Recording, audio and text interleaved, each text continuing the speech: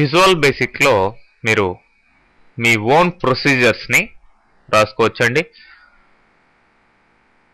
ఈ ప్రొసీజర్స్ రాయడం వల్ల ఏవైతే రిపీటెడ్గా మీకు ఫ్యూచర్లో అవసరమవుతాయో, అంటే ఏ కోడింగ్ మాడ్యూల్స్ అయితే లేదంటే ఏ కోడ్ అయితే రిపీటెడ్గా మీకు మళ్ళీ మళ్ళీ అవసరమవుతుందో మీ ప్రోగ్రాంలో, కరెంట్ ప్రోగ్రాంలో కావచ్చు, లేదంటే వేరే ఫామ్స్లో కావచ్చు, వేరే ఫామ్ మాడ్యూల్స్లో కావచ్చు, ఎక్కడైనా సరే రిపీటెడ్గా అది మళ్ళీ మళ్ళీ యూజ్ అవుతుంది అనుకుంటే వాటిని ప్రొసీజర్ రూపంలో రాసి మనం రీయూజ్ చేసుకునే అవకాశం ఉంటుందండి. మరి ఇక్కడ ప్రొసీజర్స్ని మనం రాయడం వల్ల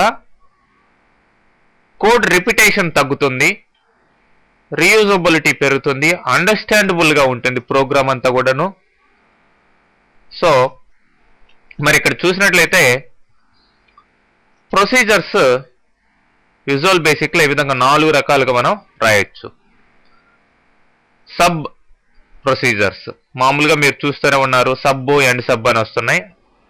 ఈవెంట్ మనం ఏదైనా క్లిక్ చేసినా కానీ అవి ప్రీడిఫైన్డ్ ఈవెంట్స్. ఓకే, మనం సబ్ ప్రొసీజర్స్ రాయొచ్చు. ఈ ప్రొసీజర్స్ వల్ల జనరల్గా మనం సమ్ యాక్షన్ తీసుకునేదానికి అవకాశం ఉంటుంది. జనరల్గా ఇవి వాల్యూని రిటర్న్ చేయవు. మరి ఫంక్షన్ ప్రొసీజర్స్ చూసినట్లయితే వాల్యూని కంపల్సరీగా రిటర్న్ చేస్తాయి. అలానే ప్రాపర్టీస్ని సెట్ చేసేదానికి ప్రాపర్టీ ప్రొసీజర్స్, ఈవెంట్స్ని రైట్ చేసేదానికి ఈవెంట్ ప్రొసీజర్స్ కూడా మనం విజువల్ బేసిక్లో రాసుకోవచ్చు. మరి first sub procedures, function procedures ఎలా వర్క్ అవుతాయి, వాటిని ఎలా రాయాలి, ఎలా కాల్ చేయాలి, వీటిని మనం ఫస్ట్ చూద్దాం ఒక ఎగ్జాంపుల్ ద్వారా. చూడండి, ఈ ఎగ్జాంపుల్లో 4 కమాండ్ బటన్స్ తీసుకున్నాం. మరి ఈ 4 కమాండ్ బటన్స్లో కూడా ఒక్కొక్క దాంట్లో ఒక్కొక్క ప్రొసీజర్ని కాల్ చేస్తున్నాం. మరి ఫస్ట్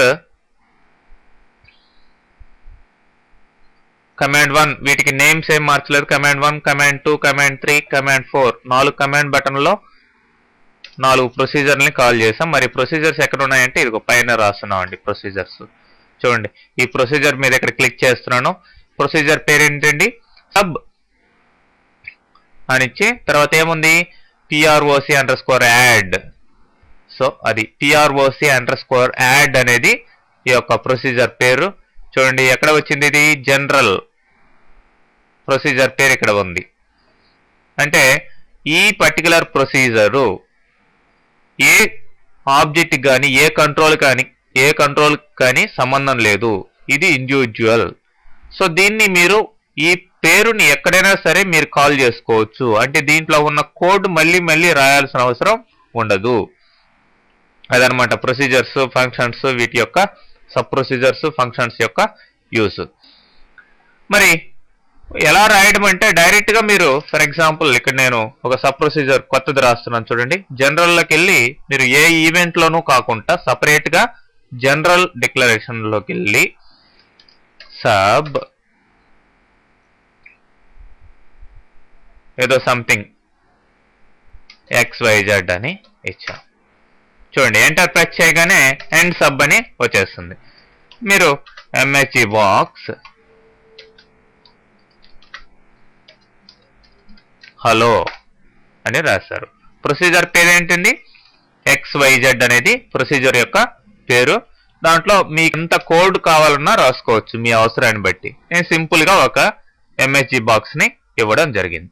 సో ఈ పర్టికులర్ ప్రొసీజర్ని మీరు వేరే మాడ్యూల్స్లో వేరే దగ్గర ఎక్కడైనా సరే కాల్ చేసుకోవచ్చు. ఫర్ ఎగ్జాంపుల్ నేను ఇక్కడ ఒక బటన్ తీసుకుంటున్నాను. ఈ బటన్లో ఆ XY ప్రొసీజర్ని కాల్ చేస్తాను, బటన్ క్లిక్ ఈవెంట్లో. చూడండి, పేరేంటండి, దాని పేరు XYZ. కాల్ XYZ అని అన్నా ఇవ్వచ్చు, లేదంటే ఉట్టి XYZ ఇచ్చినా కానీ సరిపోతుంది. కాల్ అనేది యూజ్ చేస్తే బెటర్ ప్రాక్టీస్ అన్నమాట.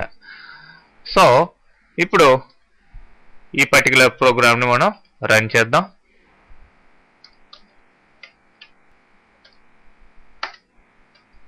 చూడండి ఈ బటన్ ప్రెస్ చేయగానే ఆ ప్రొసీజర్ కాల్ అయిందా. ఆ విధంగా మనం ఈ యొక్క ప్రొసీజర్ని రాసి కాల్ చేసుకునే అవకాశం ఉంటుంది. అయితే ఇక్కడ మీకు ప్రొసీజర్, సబ్ ప్రొసీజర్ పేరు ఇచ్చి ఇవన్నీ టైప్ చేయకుండా టూల్స్కి వెళ్ళినట్లయితే యాడ్ ప్రొసీజర్ ఉంది. ఇక్కడే మీకు పేరేంటి, ప్రొసీజర్ పేరేంటి, ఫర్ ఎగ్జాంపుల్ XYZ. మరి ఏ టైప్ ఆఫ్ ప్రొసీజర్ అది, సబ్ ప్రొసీజరా, ఫంక్షనా, ప్రాపర్టీయా, ఈవెంటా అనేది సెలెక్ట్ చేయాలి. సపోజ్ సబ్ అనే సెలెక్ట్ చేసాం అనుకోండి, ఓకే అని ఇచ్చినట్లయితే డైరెక్ట్గా వచ్చేస్తుందా. మీకు ఆ పేరు పెట్టి ఆ టైప్ ఆఫ్ ప్రొసీజర్ని మీరు సెలెక్ట్ చేస్తే సరిపోతుంది. మరి దీనికి అట్రిబ్యూట్స్ ఏం కావాలి అనేది కూడా ఇవ్వచ్చు ఇక్కడే. ఓకే, మరి ఇప్పుడు ప్రస్తుతానికి ఇక్కడ మనం రాసున్న ప్రొసీజర్స్ని చూద్దాం. వాటికి ఆర్గ్యుమెంట్స్ ఇచ్చాం, ఇవన్నీ కూడా చూడొచ్చు. చూడండి, first procedure sub procedure add అని ఉంది. దీంట్లో ఏబి అనే రెండు వేరియబుల్స్ తీసుకొని ఏకి బికి వాల్యూస్ తీసుకున్నాం. ఆ రెండింటిని యాడ్ చేసి అడిషన్ ఈజ్ అని డిస్ప్లే చేస్తున్నాం అంతే, వితౌట్ ఎనీ పారామీటర్స్. బ్రాకెట్లో ఇక్కడ దీనికి పారామీటర్స్ ఏమీ లేవు. అదే సబ్ ప్రొసీజరే యాడ్ అండర్స్కోర్ ARGS అని ఇచ్చాను. అంటే బ్రాకెట్లో ఆర్గ్యుమెంట్లు పెట్టాను. A as integer, B as integer అన్నాను. అంటే ఆర్గ్యుమెంట్ లాగా ఇచ్చామన్నమాట. పారామీటర్లో లేదంటే ఆర్గ్యుమెంట్ లాగా ఏబిలని ఇవ్వడం జరిగింది. So the addition is same code, ఇక్కడ ఏది రాసామో అదే. సో ఇక్కడేమో ఏబిలని లోకల్ వేరియబుల్స్ గా తీసుకొని వాటికి వాల్యూస్ ని గెట్ చేసాం. ఇక్కడేమో ఏబిలని పారామీటర్స్ గా తీసుకున్నాం. సో ఈ రెండింటిని, ఈ ప్రొసీజర్ని ఎలా కాల్ చేసామో, దేంట్లో కాల్ చేసామో చూద్దాం. చూడండి, కమాండ్ 1లో కమాండ్ 2లలో దీన్ని కాల్ చేస్తున్నాం. ఇక్కడేమో డైరెక్ట్ గా కాల్ PROC యాడ్ అన్నాం. సో ఇక్కడ ఆర్గ్యుమెంట్స్ ఏం లేవు కాబట్టి బ్రాకెట్ లో ఏమీ ఇవ్వలేదు, ఇచ్చినా ఒకటే ఇవ్వకపోయినా ఒకటే బ్రాకెట్స్. అదే ఇక్కడ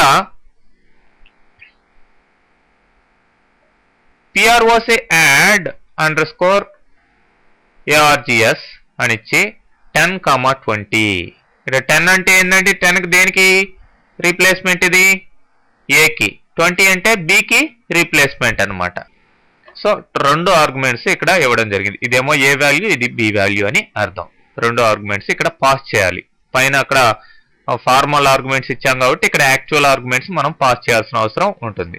చూడండి, కోడ్ ప్రొసీజర్ ఏ వాల్యూ ఇక్కడ నేను 50 ఇస్తాను, బి వాల్యూ 100 ఇస్తాను. అంటే లోపల ఇన్పుట్ తీసుకుంటుంది దాంట్లో. అదే ప్రొసీజర్ విత్ ఆర్గ్యుమెంట్స్ అయితే డైరెక్ట్ గా మనకి ఆన్సర్ వచ్చేస్తుంది.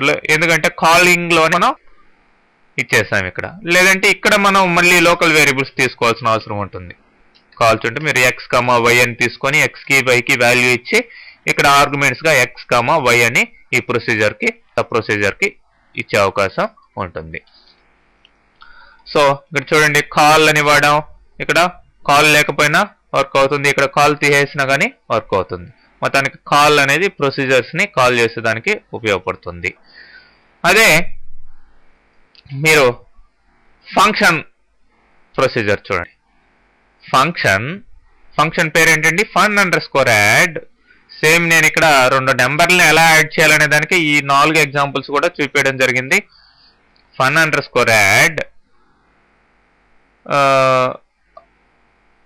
యాజ్ ఇంటిజర్ అంటే ఇది రిటర్న్ టైప్ ని చూపిస్తుంది. ఏ వాల్యూని ఇది రిటర్న్ చేస్తుంది, ఎట్లాంటి వాల్యూని రిటర్న్ చేస్తుంది అనేది ఇక్కడ మెయిన్ థింగ్ అనమాట. ఫంక్షన్ అనేది ఆల్వేస్ రిటర్న్స్ ఏ వాల్యూ, ఇంటిజర్ వాల్యూని ఇది రిటర్న్ చేస్తుంది. మరి ఏబిలని లోకల్ వేరియబుల్స్ గా తీసుకున్నాం, ఏకి బికి వాల్యూస్ తీసుకొని fun_add = a+b ఈ యొక్క ఫంక్షన్ పేరుకి మనం ఈ వాల్యూస్ ని యాడ్ చేసి అసైన్ చేస్తున్నాం. అదండి ఫంక్షన్ ఆ పేరుకి వాల్యూని ఇవ్వాల్సిన అవసరం ఉంటుంది. సో ఆ పేరుకి ఇచ్చిన వాల్యూనే కాల్ చేసేటప్పుడు అది యూజ్ చేసుకుంటుంది అనమాట. అదే ఇక్కడేమో ఫంక్షన్ fun_add_args ఈ ఫంక్షన్ లో ఆర్గ్యుమెంట్స్ గా ఇచ్చాం ఏబిలని. సో ఇక్కడ కూడా ఇది ఇంటిజర్ వాల్యూనే రిటర్న్ చేస్తుంది. ఎందుకంటే ఏబీలు ఇంటిజర్లు కాబట్టి. సో చూడండి, ఈ పేరుకి ఏబీలని కలిపి యాడ్ చేయడం జరిగింది. సో ఇక్కడేమో వితౌట్ ఆర్గ్యుమెంట్స్ ఫంక్షన్, ఇక్కడ with arguments function. Same procedures పైన ఏ యాక్షన్ తీసుకున్నాయి ఇవి కూడా అవే తీసుకుంటున్నాయి. కాకపోతే ఇక్కడ ఫంక్షన్ పేర్లకి మనం వాల్యూస్ని అసైన్ చేయడం జరుగుతుంది. కాబట్టి కాల్ చేసేటప్పుడు కూడా కమాండ్ 3లో కమాండ్ 4లో చూడండి, ఇక్కడ ఎక్స్ అనే ఒక వేరియబుల్ తీసుకొని ఆ ఎక్స్కి ఈ fun_add లో వచ్చే వాల్యూని అసైన్ చేస్తున్నాం. ఎందుకంటే it is returning some value, ఇదేదో ఒక వాల్యూని తీసుకొస్తుంది కాబట్టి ఆ వాల్యూని ఒక వేరియబుల్లో మనం అసైన్ చేయాల్సిన అవసరం ఉంది. దీంట్లో వచ్చే వాల్యూని దీంట్లోకి అసైన్ చేయాలి. ఓకే, సో అడిషన్ ఈజ్ అని ఎక్స్ని మనం ఇక్కడ డిస్ప్లే చేయడం జరిగింది. అదే కమాండ్ 4లో మనం ఆర్గ్యుమెంట్స్ గల ఫంక్షన్ని కాల్ చేసాం. సో 30, 40లని ఆర్గ్యుమెంట్స్గా ఇచ్చి ఇది ఈ fun_add_args రిటర్న్ చేసే వాల్యూని ఎక్స్కి అసైన్ చేసి దాన్ని మళ్ళీ ఇక్కడ డిస్ప్లే చేయడం జరుగుతుంది. చూడండి,